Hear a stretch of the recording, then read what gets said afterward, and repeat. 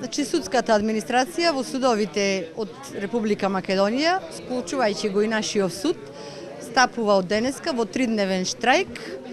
и тоа денеска, утре и во петок, при што денеска и утре штрајкот ќе се одржи пред судовите и внатре во холот на судовите, а во петок планирано да се одржи протест пред Влада на Република Македонија, Министерство за правда, Министерство за информатичко општество и Собрание на Република Македонија.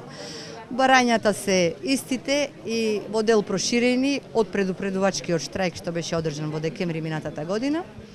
Значи, измени на законот на судска служба и тоа во одредбите што најмногу сите не тиштат во делот на оценувањето и делот на унапредување, односно внатрешно прераспоредување. Исплата на 5% што ни беа ветени од страна на владата, а кои што не ни беа исплатени во 2015 година, зголемување на платите на судската администрација, како и измена на работното време, кое нешто го бараме исто така години наназад, да биде од 7:30 до 15:30, за кое сметаме дека е многу поефективно. Штрајкот денеска е за време на цело работно време, така што почнавме од Сабајле. Првин бевме внатре во холот и одржавме состанок со запознавање на вработените со упатството за штрајк, на кој начин ќе се одвива штрајкот. Значи, се работат само хитните предмети, строго определени со закон, тоа се предметите со притвор, странски елемент, времени мерки и евентуално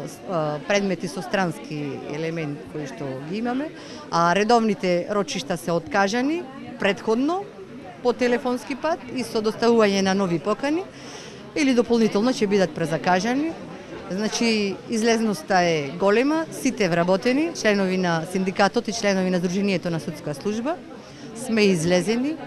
никој не работи, како што кажавме, се работат само строго определените со закон.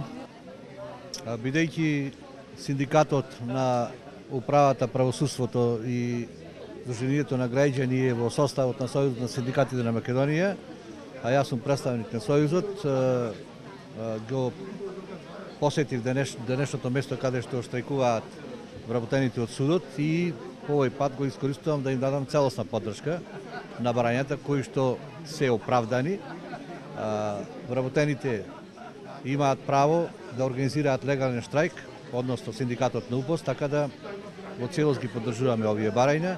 и се надеваме дека во најскоро време ситуацијата со платите и надоместоците, како и другите барања што се поставени, ќе бидат исполнети за да што помалку се трпи во работата на судовите.